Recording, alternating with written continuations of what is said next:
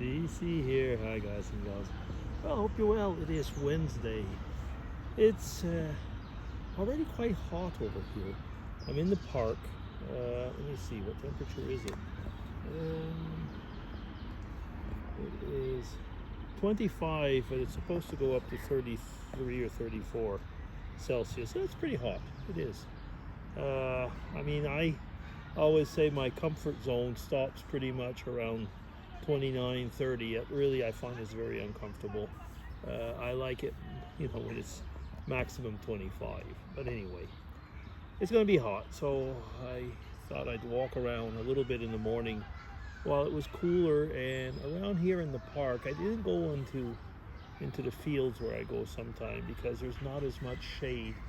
And here in the park, maybe because of the pond and the trees that are all around it, there's quite a few places where there's shade, so I can actually walk more or less always in some type of shade.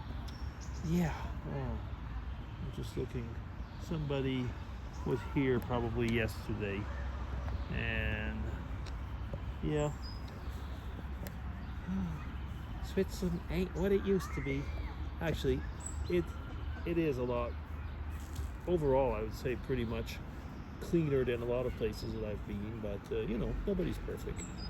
And when it's really warm like this, or I should say hot, people come in the park at night, and they just come for the cool, I guess. And well, basically, it's a park. It's always been the same all over the world. Where there's a park with benches and not too much light and so on.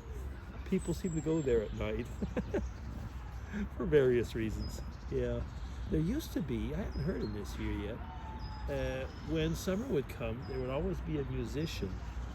Actually, he'd play the flute. And I wonder if I've maybe put him on vlogs before. I don't know. And he'd come and he'd get somewhere around this part, and he'd play his flute. Jethro Tull he wasn't, but he was pretty good nevertheless. And it was fun to hear him play. Actually, I just mentioned Jethro Tull. I haven't listened to anything from them for a long time. What was the guy's name? Ian Anderson, right? I think it was. Yeah. I'm horrible with the names of people in bands, in groups. I just never seem to remember their names unless it's like the absolute world famous ones. Well, he is pretty much so, at least for people of a certain age, at least. Yeah. Wow. I was thinking about that the other day because I was going through some things and came up on a box of old tapes, so cassette tapes, which I had not thrown out. For one of the reasons is that I had not yet digitalized them, and these were things that were not possible to find other ways. So I thought, well, why should I throw them away? So yeah, I kept them, and I was thinking like, wow, when I was a kid, I remember like we had my mom had an old record player. I guess at the time it would have been considered a portable one, but and she had some 45s, some 33s, and 78s. So speeds, those are the speeds, revolutions per minute. And I was thinking like, every time somebody sees that, but vinyls are coming out again, as probably most of you have seen. People, especially the disc jockeys, they like it because they can, fool around with it, in that way. So what is this? There's always a few birds hanging around. Yeah, and I was thinking like, okay, when we had that for many, many years. And finally, my dad, at one point, he'd bought an AM radio. That's all we had. We had a television, so we had news in the evening. But the radio became important for the local, because on the local radio stations, they weren't that local, they were in Montreal. And we lived, that was like 100 miles away probably, something like that. And it was necessary because they would announce, like especially in winter, if there was a storm and there'd be no school, if the bus, couldn't pass, because we were of the years, when there was busing into the high school, and it was about an hour. Not because it was so far away, it's just because of the route that he took, that the guy took. So we had an AM radio, battery operated, which would be really handy in today's world. I always say you should have a battery operated radio. So we had a battery operated AM radio. It was really pretty bad quality, but it did what we wanted. We would listen to a radio station called CJAD. We were we were Anglos then, so we were. What I meant by that is living in Quebec, people that listen to CJAD were the people of the Anglophone community, and after a while, actually, people who used to listen to CJAD were not well looked on. It's a bit like today's world. Depending on what you watch, people have their opinions. Yeah. And then later on, I'm thinking about media.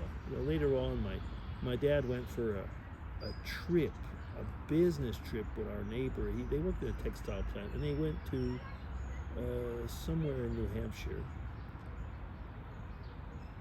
Manchester, New Hampshire, I think it was. It had something to do. They were going to go buy. The company was going to go buy a second-hand. I can't remember exactly what type of machine it was, but something. Anyway, it was for the textile mill.